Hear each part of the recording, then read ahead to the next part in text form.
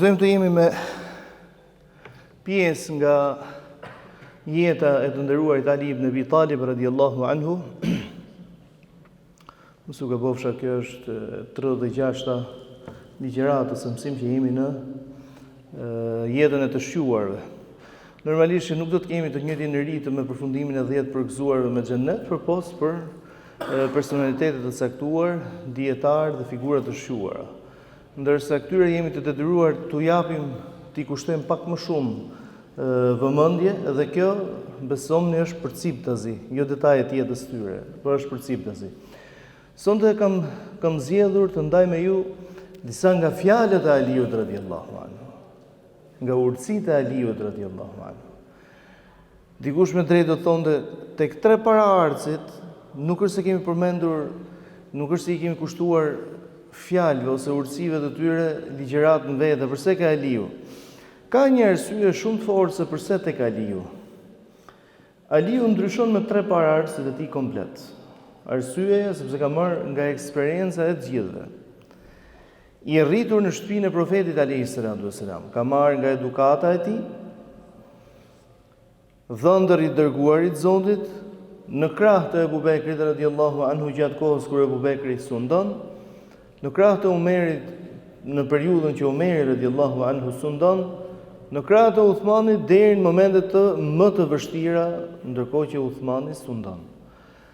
Dhe çka është akoma dhe më kryesore, i karakterizuar nga një dituri tepër specifike me dëshmi të vetë profetit alayhis salam.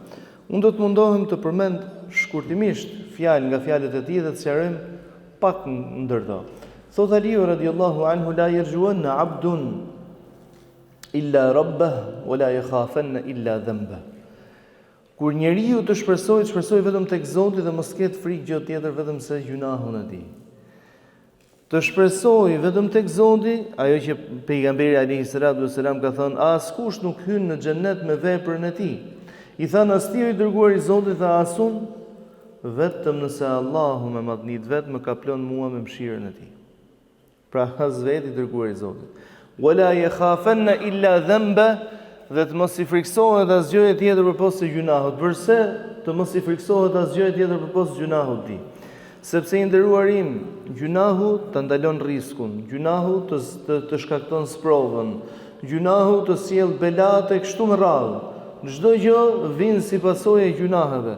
Pra para se t'ia lësh fajin dikujt, analizo veten tënde dhe të shkuarën tënde. Ndaj Aliu radhiyallahu anhu me këtë koncept, me këtë fjalë të cilën e jep, po na tregon dhe thot, shpresa gjithmonë tek Allahu, në mënyrë që shejtani mos ta bëjë punën e tij, me të hy vetja në qef, me të pëlqy, domethënë se ti po bën një vepër. E keni vënë re që ka njerëz të cilët kur nisin të krahasojnë me veprën e tyre, kur dëshirojnë, ndoshta t'i tregojnë vetes se nuk po akuzoj kënd dhe them se dëshiron t'i tregoj tjetrit, por kur dëshiron t'i tregoj vetes se ai po bën një të mirë ose se ai është në rrugën e mirë, pavarësisht se është i mangut, është më të meta, thotë, unë nuk jam si filani. Nga këtu domethënë e ke marrë të poshtën. Nga ky moment ti e ke marrë të poshtën. Arsyeja pse e ke marrë të poshtën, sepse i ke hap derën shejtanit me bë punën e tij. Thot Aliu radhiyallahu anhu, men arafa nafsa arafa rabbah. Kush njeh veten, ai ka arritur të njoh Zotin. Kush njeh veten e tij, ai ka arritur të njoh Zotin. S'ka mundsi.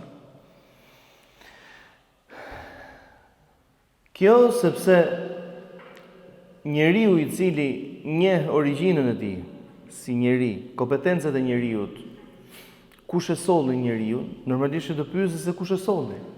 Automatikisht, a nuk të çon njohja e vetes në njohjen e Zotit të gjithësisë?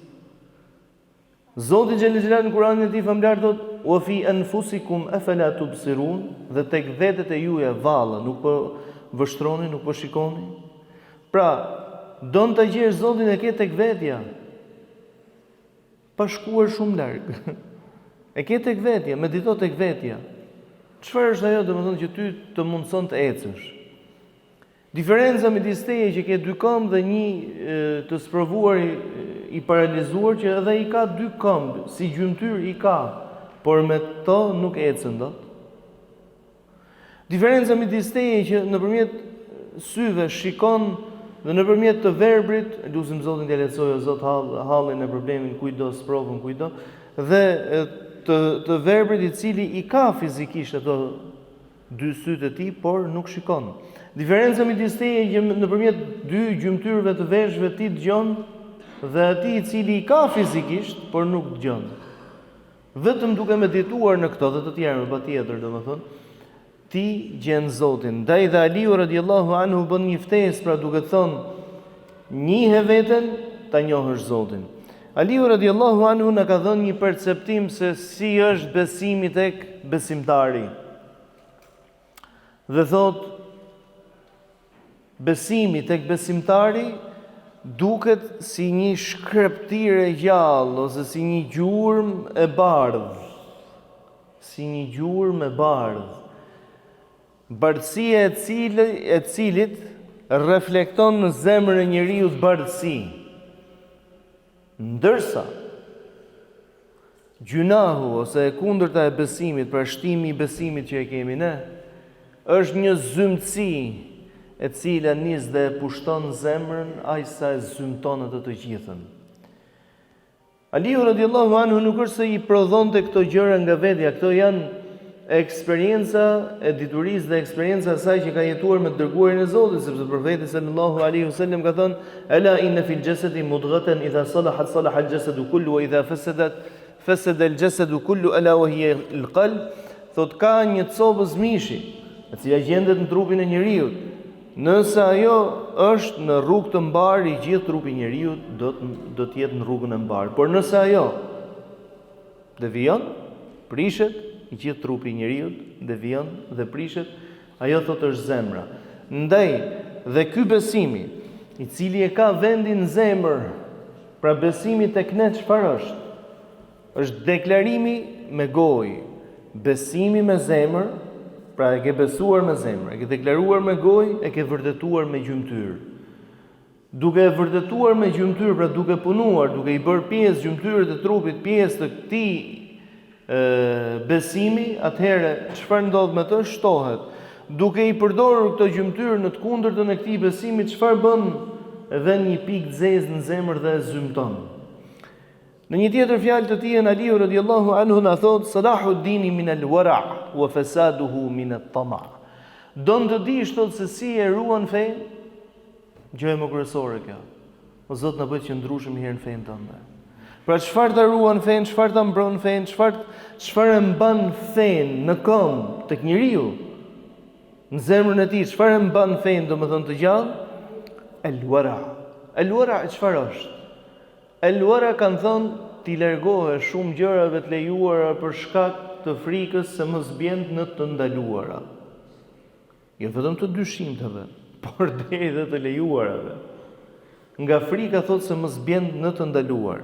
Dhe ajo që ta shkatron fen thot është tahmaja, është lakmia. Ajo ta shkatron fen, përse se nuk lën me bë përpara. Thot profeti sallallahu alaihi wasallam: "La hasada illa fi ithnatayn." Smira ose lakmia nuk lejohet vetëm se në dy gjëra. Atij njeriu të cilit Allahu xhallal xhelalu i ka dhënë pasuri dhe ai e shpenzon atë në rrugt të Allahut. Pra vjen një tjetër i cili nuk ka, e lakmon atë, pra domethënë nuk e ka smir, po e lakmon. Po dha sikur të kisha dhe unë si ky, t'jep edhe unë kështu siç jep ky. Ai njeriu thotë të cilit Allahu i ka dhënë pasuri dhe ai e shpenzon atë në rrugt të Allahut, dhe atij personit të cilit Allahu xhallal xhelalu i ka dhënë dituri dhe ai e përhap atë në rrugt të Allahut. Vetëm këto dy raste, domethënë smira ose lakmia bën hajër, nuk bën sherr. Në të tjerat vetëm se të shkakton, domethënë të jep pasojë të cilat ta shkatrojnë fen tënde. Aliu radiallahu anhu në një tjetër fjalë të tij thotë: "Tuba liman amila bi ilmihi." Përgëzime për atë i cili vepron me diturinë e tij. Çfarë na thotë nëpërmjet kësaj? Se qëllimi i diturisë nuk është mbledhja e informacionit. Nuk ka ç'të duhet, o vllai. Nuk ka ç'të duhet, domethënë dituria e shumë për thjesht si informacion. Ajo që duhet nga dituria, domethënë është të dish atë të cilën do ta veprosh. të dish gjën të cilën duhet ta veprosh ose do ta veprosh. Zoti ka folur për vlerën e diturisë, profeti alayhis salam ka folur për vlerën e diturisë, por dituria pa punë, pa vepër nuk mbetet gjë tjetër vetëm se një informacion i cili rujna Allah mund të vijë dhe të dëshmoj kundër teje. Ndaj dhe kanë thënë, ose ka thënë poeti, in kunte la tadri fa tilka musibetun wa in kunte tadri fa al musibatu a'zamu. Të mos dish është musibet, është fatkeqësi. Të dish fatkeqësia është dyfisht, është më e madhe. Përse? Se kur nuk di dhe ishe i angazhuar ose ishe i detyruar, i obliguar ta kërkoje diturinë. Por kur din çfarë kërkohet prej teje, ta zbatosh atë. Se nuk ke domethënë se ti zbatosh, se si të zbatosh diçka të cilën ti nuk e din. Nuk ke se si ta zbatosh. Ti zbaton atë të cilën e din. Ndaj dhe Aliu radhiyallahu anhu dhe pra thot lum dhe përgëzime për atë person i cili vepron me diturinë e tij. Thot një hadith i profetit alayhis salam me yuridillahu bihi khairan yasta'milhu lil khair. Kujt ja don Allahu të mirën e përdor për të mira. Kujt ja don të mirën e përdor për të mira. Pra e përdor për të mira të çojnë rrugën e diturisë. Po mos u krekos, mos u mahnit, se ajo dituria dhe mund të të fundos. Ajo kërkon sinqeritet, ajo kërkon qëndrueshmëri, ajo kërkon durim, ajo kërkon sakrificë. Dikur një person ishte nisur për të mësuar në fenë e Allahut, por shive kishte qëllimin gabim. Qëllimi i tij ishte që do të mësoj që kur të kthehem në Bagdad, Bagdadi ishte kryeqendra e botës islame. Kur të kthehem në Bagdad, të jem më i ditur i Bagdadit. Nga këtu domethënë keni zgabim. Njeriu mëson që të largojë ignorancën nga vetja, jo se të bëhem më i dituri. Pse për njerëzit po mëson ti? Një nga ato kategoritë të cilat i ka qortuar i dërguari i Zotit alayhis salam është dhe kategoria atyre të cilët mësojnë thot për të marrë parinë e mexhlisit, për të marrë parinë e tubimit aty ku duhet me fol. Domethënë din ky shef ka mësuar. Nuk thyn as i gjon punë kjo. Dhe ky person pasi i kalon thot disa vite kthehet me lindjen e tij. Mirë, për me të mbërritur në hyrje të Bagdadit, thot çfarë shihte?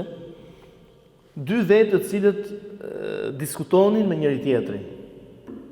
Dy vetë që diskutonin me njëri tjetrin, çështje të ndryshme fetare, çështje specifike. Dhe ky që i dëgjonte me vëmendje, e ke parasysh kur dikush është i ulur në një tavolinë, pra ishte ulur në hyrje të qytetit, pra në të hyrje të qytetit, për të ngrënë diçka, për të qetësuar sadopak.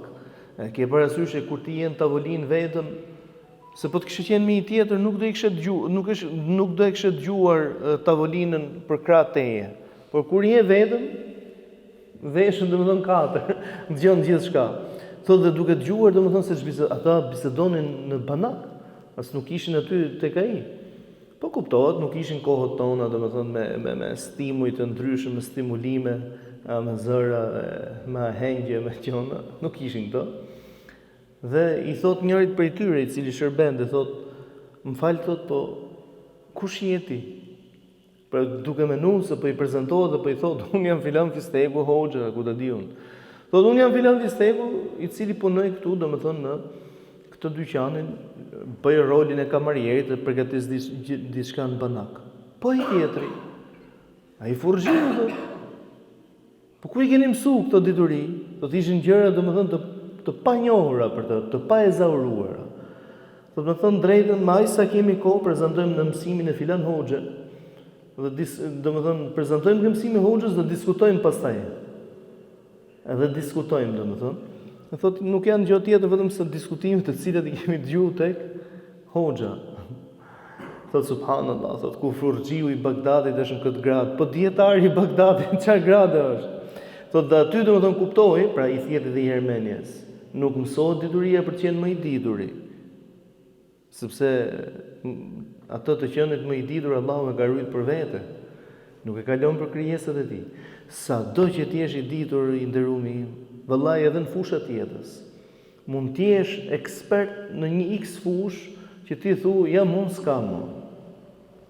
Jeti po, të qonë Allahu ndoshta një person që nuk mund të klasifikohet as në zonë si jotja, as në zonë si jot, edhe t'jep mësim domethënë, pse?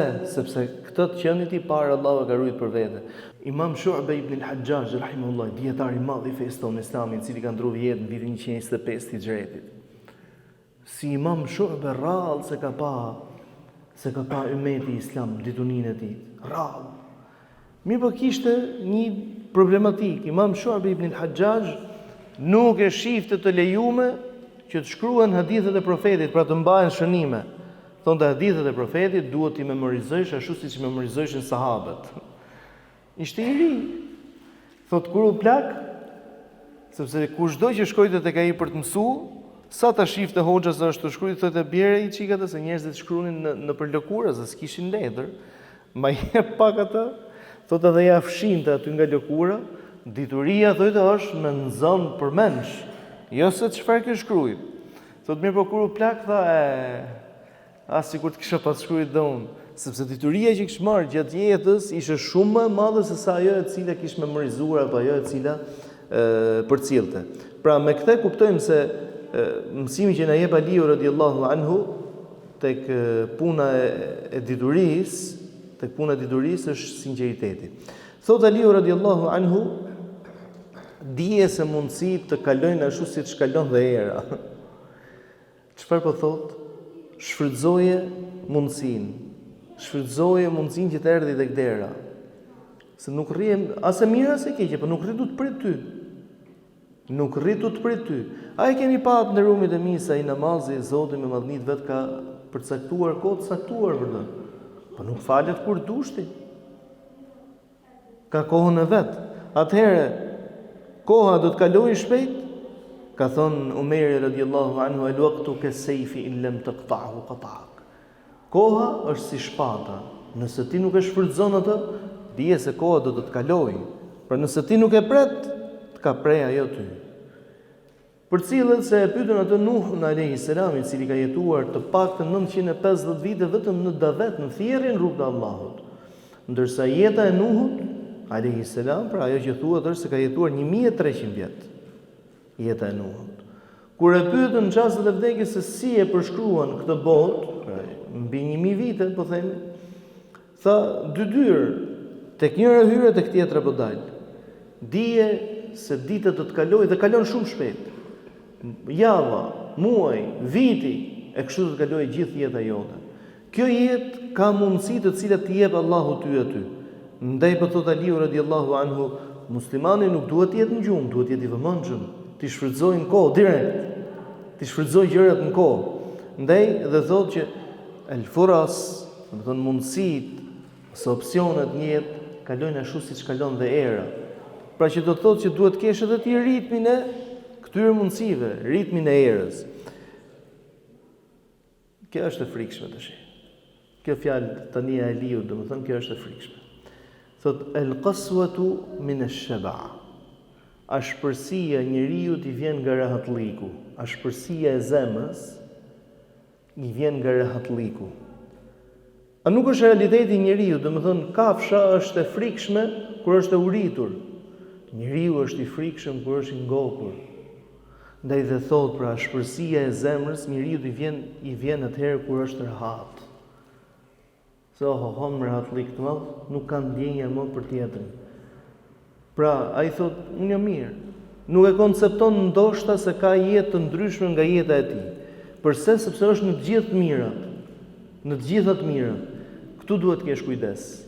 Se në çastin kur je I ngopur thjesht fizikisht, por I ngopur me të gjitha të mirat e jetës, për çastin kur je I ngopur me të gjitha të mirat e jetës, këtu ki frikë. Se këtu të shpërsohet zemra. Të shpërsohet zemra dhe nuk ndjen më.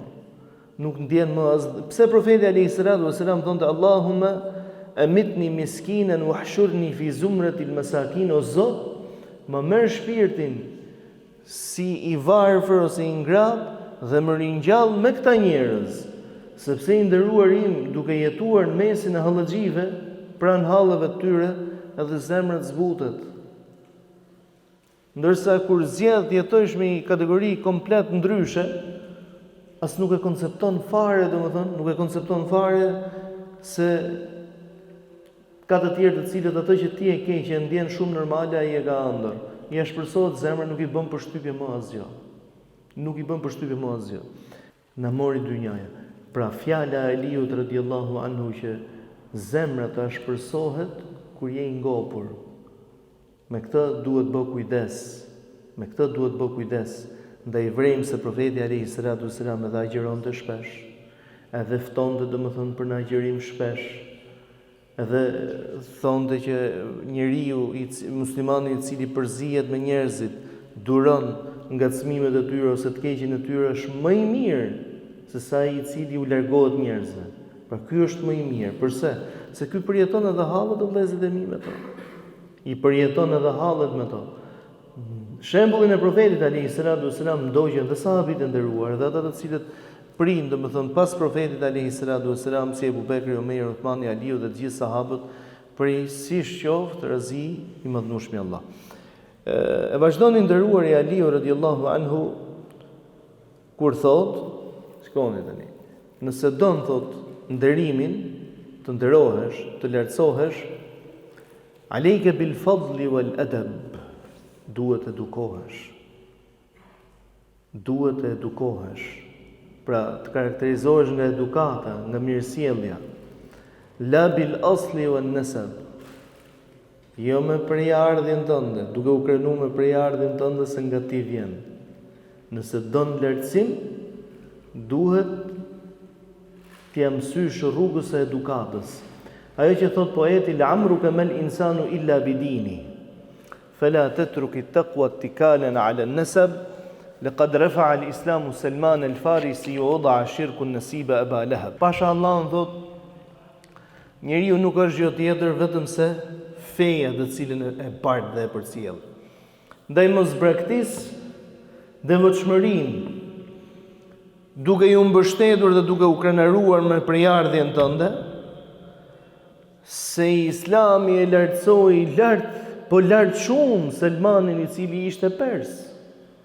Pra nëse do të ishte i dallimi që profeti ishte arab dhe ndjekësit e tij duhet ishin arab, ose ata të cilëve u takonte që mos shumti të krenoheshin të ishin arabët, nuk do e kishte lartësuar. Pra e lartësoi Islami Selmanin që ishte pers shumë lart dhe poshtroi atë që ishte i fisshëm i arab, Abu Lehebin, poshtë më poshtë.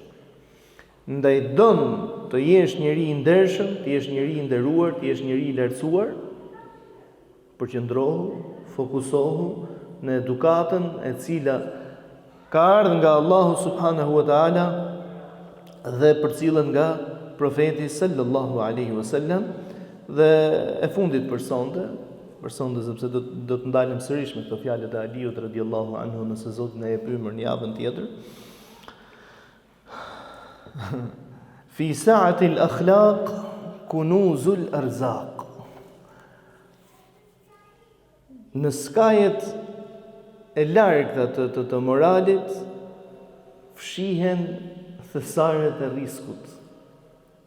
Në skajet e largta të moralit fshihen ose fshihet kush? Thesaret e riskut.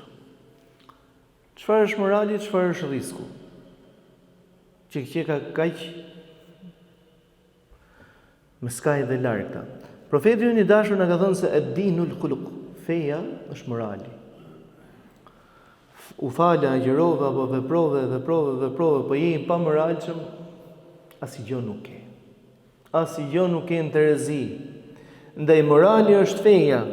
Dhe profeti alayhi salatu wasalam erdhi për të reformuar, pra dërgoi Zoti për të reformuar njerëzinë e cila nuk njihte më etik, nuk kishte më norma, nuk njihte më vlera.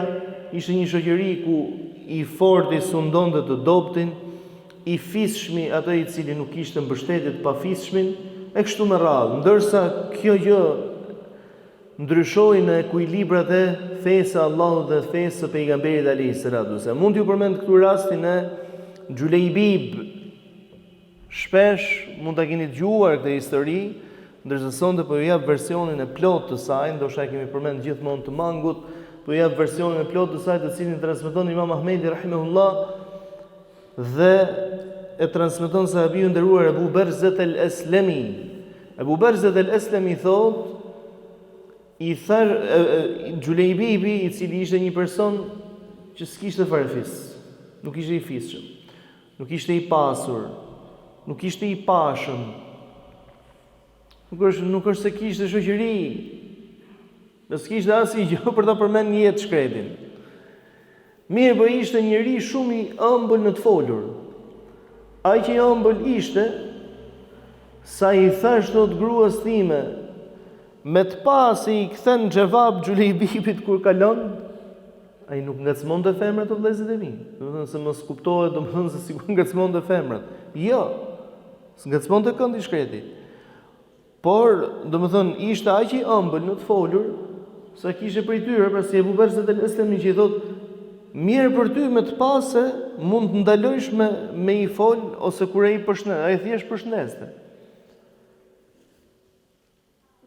Një ditë për i ditësh pejgamberi alayhi salatu wassalam, pra i ankohet Xhulejbibit dhe ose i shfaq shqetësimin të dërguarit të Zotit se kërkon dhe ai, si kushdo tjetër, domethënë të martohet. Thot mirë, po s'mjep njëri, s'kishte një arsye për t'i thonë nga ato arsyet të cilat i vlerëson njeriu. Profeti alayhi salatu wassalam me tu menduar i kujtohet një prej shokëve të tij, i cili kishte një vajzë. Dhe i thot, o ti filan, kam dëshirë me të kërku dorën e vajzës tonë. Dhe ju bën qejf se mendoj se mos profeti po kërkon për veten e tij. Thot jo, thot profeti alayhi salam, jo për vete, por për Xhulejbibin. Me ti përmend emrin Xhulejbibin, thot do i dërgojmë Zotit të ta bëj mend me gruan ke shtëpia një herë. Të ta bëj mend. Pra pozita e profetit alayhi salam. Thot kur shkoi tek e shoqja dhe i thot, domethënë që kështu profeti alayhi salam ka kërkuar dorën e vajzës, gjithë qef ajo se mos ndoshta domethënë do bëhet dhëndri i tyre profeti. Jo, i thot, nuk e don për, po për kë? Për Xhulejbibin, pas zgjeti tjetër thot profeti. Po ka pas Abu Bekrin, po ka pas Omerin, po ka pas Uthmanin, po ka pas Aliun, dhe filloi duke i numëruar disa prej shokëve të pejgamberit alayhi salam. Po a me Xhulejbibin na radhit ai neve na rreshton? Pra na krahason neve me Xhulejbibin? Hike thuj thot profeti alayhi salam zbodaj mohabet. Unë zburri. Mi pa e kish dëgju vajza. Thot bab ku po shkon? Thot t'ja komunikoj profetit alayhi salam. Po jo, bab, thot si ti komunikojsh profetit alayhi salam ti, domethënë profetit ka nderu në çastin kur ka kërkuar dorën e vajzës tënde për një person. Pra e ka vlerësuar i dërguari i Zotit se në të kundërt nuk do të kishte ndërhyrë për këtë person. Pastaj thot në fundit thot, a ka kërkuar dorën time apo ka kërkuar dorën e juaj? Unë jam dakord. Mi bi, thot, po, nisin t'i flasin. Përderisa e ka bo profeti, thot, jam dakord, nuk diskutohet, mo. U martu. Në një ndër betejat të cilat drejtonte i dërguari i Zotit alayhi salatu wassalam, Xhulejbibi ja kishte shkruajt Allahu me radhë dëshmor. Pasi përfundon betejë, thot profeti sallallahu alaihi wasallam, hal tafqiduna min ahad? I mungon kujt ndonjë? Do thënë ka ndonjë i humbur? Jo, i dërguari i Zotit, gjithë janë ose i kemi gjetë të vrarët tanë në këtë betejë. Fa inni afqidu Xhulejbiban, por unë thot nuk po gjej Xhulejbibin. Ndaj kërkojeni thot tek të vrarët dhe nisi dhe i dërguari i Zotit ta kërkoi, thot dhe e gjetën. Pra kjo pjesa tani jemi në luftë.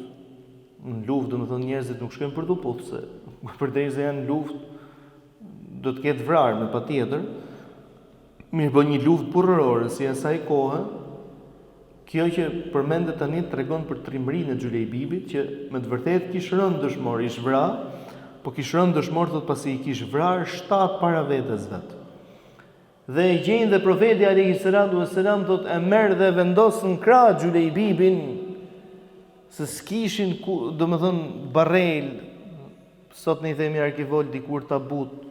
Po barrele zakonisht përdorin, po nuk gjejshin barrel se ku me vendos për një lloj respekti për kufomën, domethënë, dhe profeti alayhis salam që e mbështet thot tek duart e tij, pra në krahërorin e tij. Dhe dini se çfarë thonë të vëllezërit e mi. Ti je prej meje dhe unë jam prej teje, domethënë të kam vëlla. I dërguami i Zotit thot kam vëlla këtij personi. I vdek. Dhe e ka përsërit thot diçka të tillë 3 herë me radhë. Dhe është një ndër ato personat që i dërguari i Zotit e ka vendosur në varr me duart e tij. Dhe u lut për këtë zonjën e cila kishte qenë bashkëshortja e tij, domethënë, ose e veja e tij, duke thënë, mos paç nevojë kurrë për njeri. Thot ka qenë një ndër femrat më të pasura që kishte Medinja. Një ndër femrat më të pasura që kishte Medinja, por s'kishte nevojë kurrë për kënd. Vetëm se njerëz të cilët shkonin tek ajo se kishin nevojë për të, por kurrë ajo nuk pati nevojë për kënd. Atëherë Xhulejbibin çfarë e bërin këtë grad? Morali o vëllezërit e mi. Morali. Morali i dha riskun e dynjas, furnizimin e gjithë dynjas. Çfarë është risku? Nëse ti plotson nevojat e tua të gjitha dhe je i kënaqur, mjafto që i shijon dhe je i kënaqur, ky është risku. Çfarë risku don ti tjetër?